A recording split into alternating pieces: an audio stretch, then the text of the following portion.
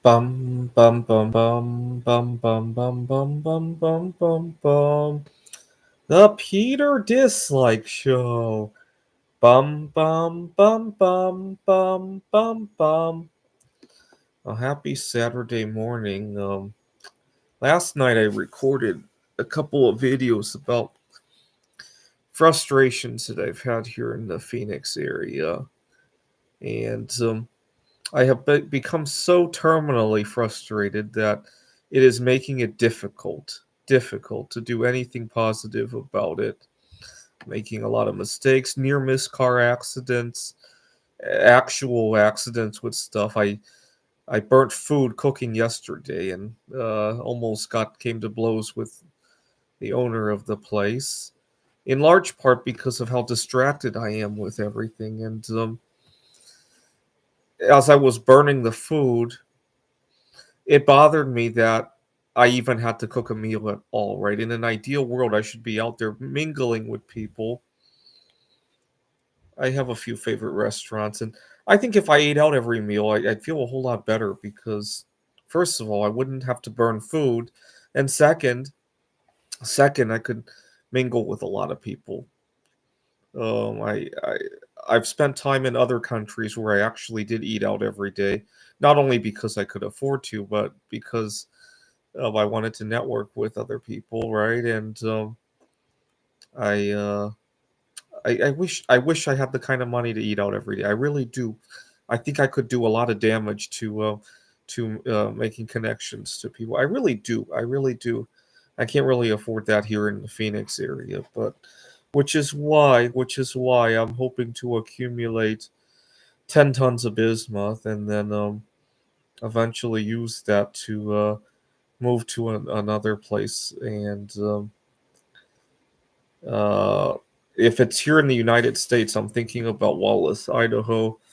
If it's outside of the United States, I'm thinking either Taipei or Poland. I well, I was actually talking to, believe it or not, I am Facebook friends with a celebrity, and one day I was really intoxicated. It was a day just like today, where I was eating a lot of baking chocolate. I've been very strung out on chocolate as of late to help me through this situation. I was very strung out, and I dropped the L bomb on her. And to my surprise, she had a very positive response. And then I got worried because I'm not quite ready for that kind of fast lifestyle. But then I realized that I want to inherit her citizenship, and so maybe not with her, but maybe she knows somebody that would be a good match with me, right? And so I got really excited slash confused. I often have dreams at night. Part of the reason I thought about this today was last night I dreamt about how nice it would be to go out to eat every meal. I can't really afford to do that here in the Phoenix area, but I really think I could do a lot of damage with networking if I ate out every meal. I really do. I really do. If nothing else, just going to the restaurant and being able to say hello to a couple of people would really lift my spirits up, right? Uh, but I did some calculations of. I mean, I kind of could, but that would be pretty much the end of all sorts of other fun stuff, right? And I I don't know. I've been praying that somehow I come up with the resources to do that. Every time I go to make an art piece, I pray that this is going to be the one that propels me to a full time art career. Right. I every time tomorrow I got a big package of bismuth coming, 300 pounds, and I every time I go to melt some bismuth and pour something, I say a quick prayer. Every time I pour the 6 pound Ganeshas, they always turn out differently, right? I got about 6 pounds of bismuth right now, uh, worth about $40 or so. The bismuth, and every pour is different. Some of them I sell for $60. Sometimes I sell one for $300, depending on the quality, right? But that's probably not going to make me famous. Um, but I uh, I just posted something for the Lego ideas, and I said a very quick prayer, and I pointed the dislike finger into the sky. Dislikes have become a symbol of prayer for me because I was at the solar eclipse in April, and it was going to be really cloudy, and I led a whole group into prayer. We all looked into the sky and shouted, "The Peter Dislike Show! The Peter Dislike Show!" There must have been dozens of us praying the Peter Dislike Show. You should have seen it. I was busy taking photos of the. It was during the partial eclipse, so I didn't record everybody. I should have recorded it. Uh, the sight of 10, 15 people all going bob, bob, bob, bob, off key and saying the Peter Dislike Show and waving into the sky. And then the clouds disappeared. And I started boasting about how it was because we were praying to the Peter Dislike Show. And there were a couple parents there who were really upset. They thought it was a real religion and that I was converting people to this stupid religion. But it worked. And so yesterday, before I posted to Legos, I went outside and I pointed to the sky. It was cloudy again, and I pointed to the clouds and I went, "The Peter Dislike Show, the Peter Dislike Show," Eh, and and then I posted on Legos. And I don't know how that's gonna go, but so at least my package is arriving early. It was supposed to arrive like a week later, and it's coming tomorrow. 300 300 pounds of bismuth. I want to pour something big this time. I'm thinking about getting a large bread pan and pouring a huge bar of bismuth, at least 60, 70, 80 pounds. Oh, uh, I was in Taiwan and they have the world's largest gold bar. I think about a half ton. And I want to pour the world's largest bismuth bar. I don't know how big the largest bismuth bar in the world is. I've seen ones that are 40 some pounds, so I want to go above that at least. Feel free to leave a comment. The biggest bismuth object in the world, probably a lot less than. See, even silver. There aren't too many big bars. I've never seen a silver bar more than 1,000 ounces anywhere. Uh, I don't know why people go crazy over large gold bars. Uh, I don't know. Leave a comment if there is any silver bar or object more than 1,000 ounces. I looked everywhere and I don't think. Let's see. World's largest silver bar. Yep, the 1,000 ounce Royal Canadian Mint silver bar.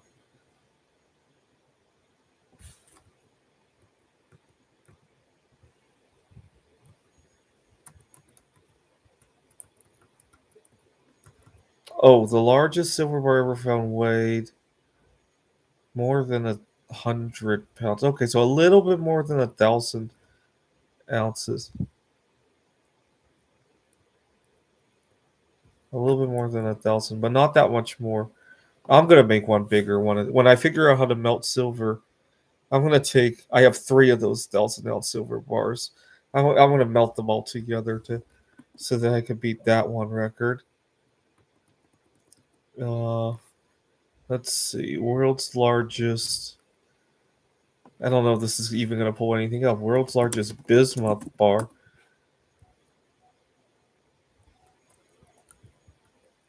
Nobody even bothers with bismuth bars. They're really brittle too, so it's probably hard to keep if it's that large. But anyways, I hope to accumulate 10 tons of bismuth to use as a down payment for a home in Wallace, Idaho, where I can afford to live little bit more freely. I wouldn't say lavishly, but a little bit more freely where I can go out to eat more than a few times a week and so I can just randomly start conversations with people. I want to get out of Phoenix before next summer because the heat was really what destroyed my spirits. You got to understand, 120 degrees. I had COVID-19, and there was nobody taking care of me, and so I had to Uh, just going to the store, getting my comfort food, getting some water was it was just too much to bear. And if I had lived in Wallace, Idaho, first of all, no heat wave there. We might have a cold front, but no heat wave. Maybe have to put on some clothes. Um, and I probably wouldn't have been so lonely in the first place. And also, I could afford to eat out more, right? Uh, and I probably own my place, right? So nobody to boss me around about how I live my life at home, right? So please pray for me by leaving a dislike on this video, and go outside and shout Peter dislike into the sky. That's been a huge prayer for me. And pray that before I leave Phoenix. So hopefully I'm shooting for leaving Phoenix at the end of the spring semester. I teach at Central Arizona College. I don't want to leave the students in the dust. As much as I hate Phoenix, I love my students, and I'm shooting for a departure in May. Between now and May, I hope to accumulate another 6 tons of bismuth, and but shoot for pray that something happens that allows me to have more of a life here in the Phoenix area. Like I said, to be able to eat out at least 2-3 times a week, and not have to think about detail. To give you an idea what I mean by having to think about like for example, yesterday I had an event in downtown Phoenix, and while I'm there, I have to think about all the other errands that I want to run in Phoenix because I live in Apache Junction right now, right? I wish I could be a little bit more free to not have to do that, right? So I submitted an idea to Lego Ideas. Pray that that goes well, and I'm gonna check up on see if I could sign up again for that. I don't know if I signed up correctly for that lottery that Elon Musk was running. You sign a petition for the First and the Second Amendment, which I could definitely stand behind. In fact, I think the second doesn't even go far enough, right? We have to be legally allowed to own nuclear weapons because we don't know what the government is going to do next, right? I'm going to be building a nuclear weapon soon, out of smoke alarms. I'll get to that when I get to it, and pray that I win that lottery, because if I do, like I said, I'll be able to live a little bit. I won't quit my job or anything, by the way. I'll still teach at Central Arizona. Next semester, I'll be teaching at Glendale College. None of that's going to go away. I'll continue my art projects, but I'll network more. I'll be able to go to Five Guys 3 times a day. Maybe not 3 times a day because my heart won't take it, but more often, right? And I'll be able to eat at the dining halls at the campus. I don't always get along with everybody at the dining halls because you got to understand a lot of student workers. They hear somebody with allergies and they got to watch what they're doing. It's understandable that sometimes students want to do the minimum that they want to do, right? So I don't always get along 100% with everyone, but I do have my favorites there, and even the ones I don't get along, it's always a pleasure to uh, do my best to educate everybody, right? And I just wish we. Speaking of allergies, I wish we didn't live in a world that was so allergic to the concept of work, right? There's toxic work for sure, but people have become so upset at the few toxic bosses that they've run into that they've developed a huge allergy to all work in general, right? I don't know why, right? I treat every job like it's an independent event. Even at my job, I treat every event in the job as an independent event, right? I don't know why.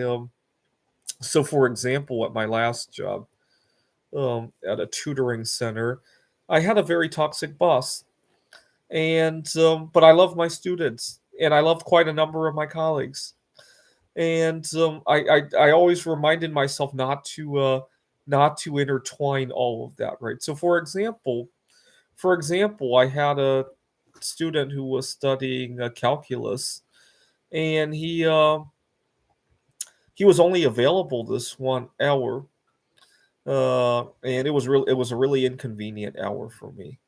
And I tried to explain that to my boss, and my boss couldn't understand it. And so I went up to my student because he's 18 years old. I thought maybe if my boss can't figure out a solution, maybe my student is a little bit more wise. So one day while my boss was away picking up office supplies, he was out of the office. I talked to my student. I said, I really enjoy teaching you. There's just one little kink is that this hour isn't exactly the most convenient with me. Are you available a little bit later in the day? He wanted to come from 1 to 2, but my other work doesn't begin until 3, and the tutoring center is in a weird part of town. It's not in a bad part of town. It's just in a part of town that I have no other business being in. So it's a waste of my time, right? It's not a good place to get exercise either. And so I straight up asked him, I really love working with you. Is there a different time?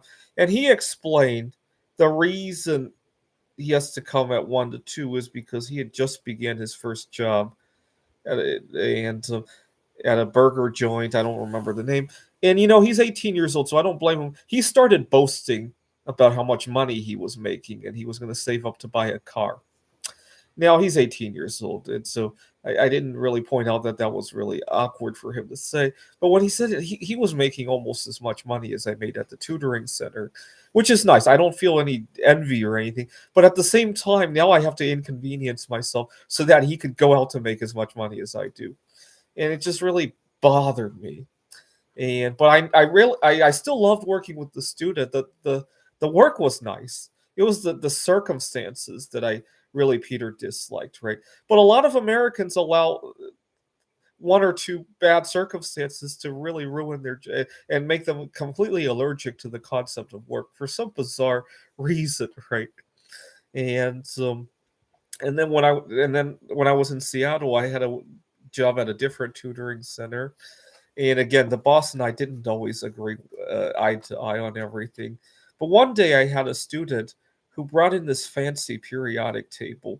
It showed all the rarity of all the elements and the history of when they were discovered, who discovered them, and all that. And I was just about to show my student how people are going crazy over gold, how platinum is rarer than gold and only half the or a third of the price at the time, or whatever it was, and how silver was only 10 times more common than gold, but right now 80 or 90 or 100 times cheaper.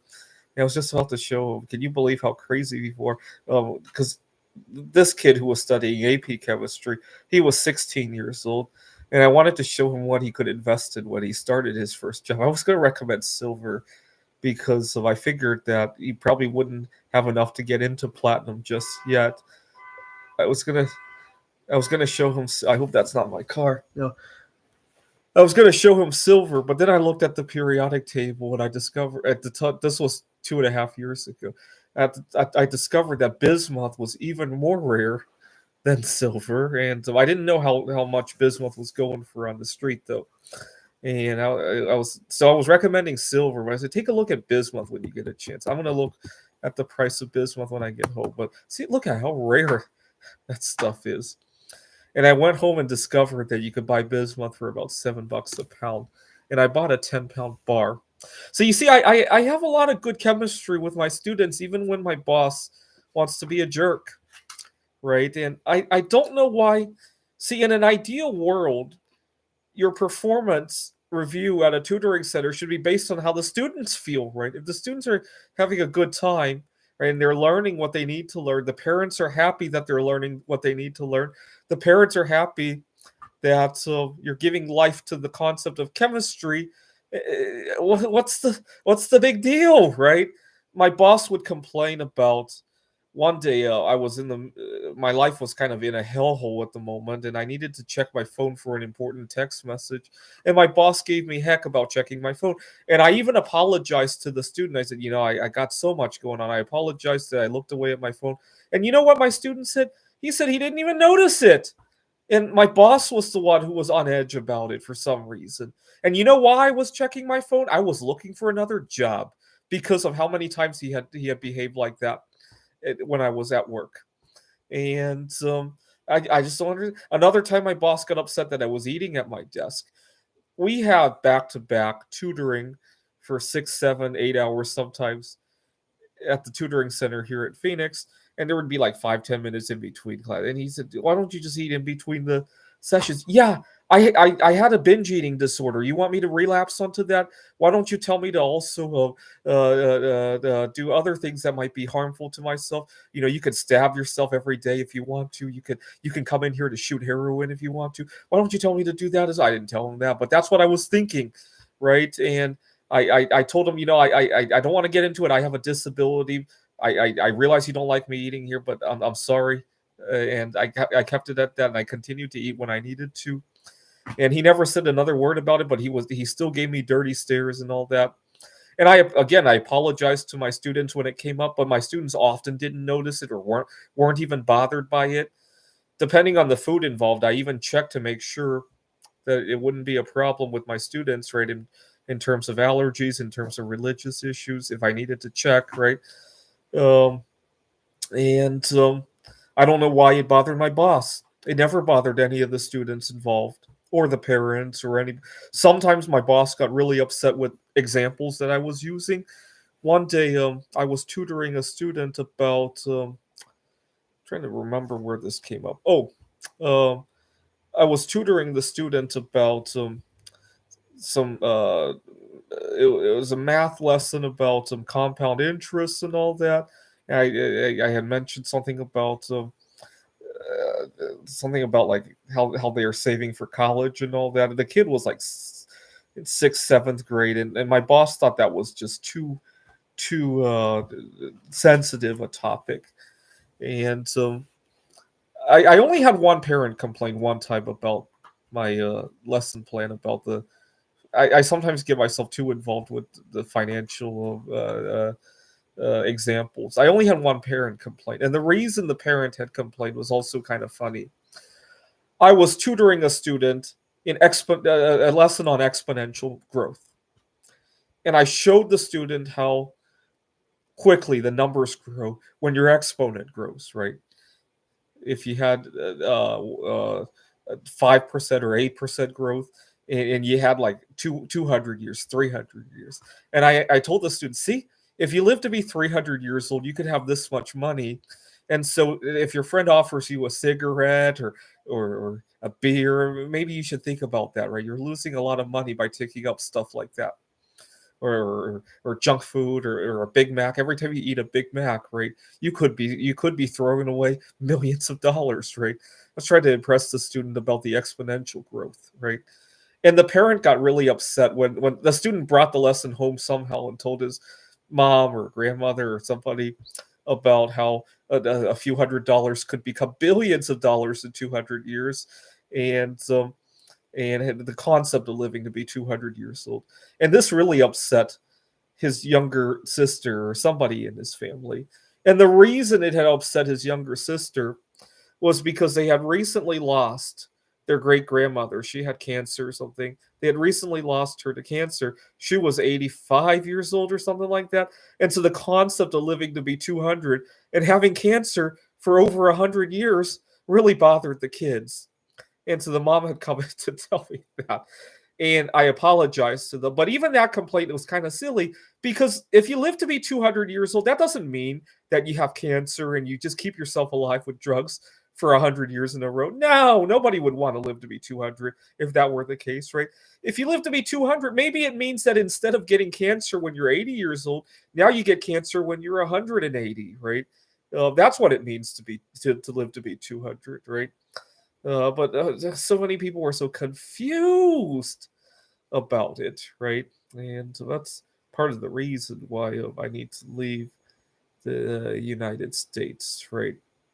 Anyway, please continue to pray for me by singing the Peter Dislike jingle with me and leaving a dislike on this video. This is the Peter Dislike Show. Bum bum bum bum bum bum bum bum bum bum bum bum. The Peter Dislike Show. Bum bum bum bum bum bum bum. Bum bum bum bum bum bum bum bum bum bum bum bum. The Peter Dislike Show. Bum bum bum bum bum bum bum.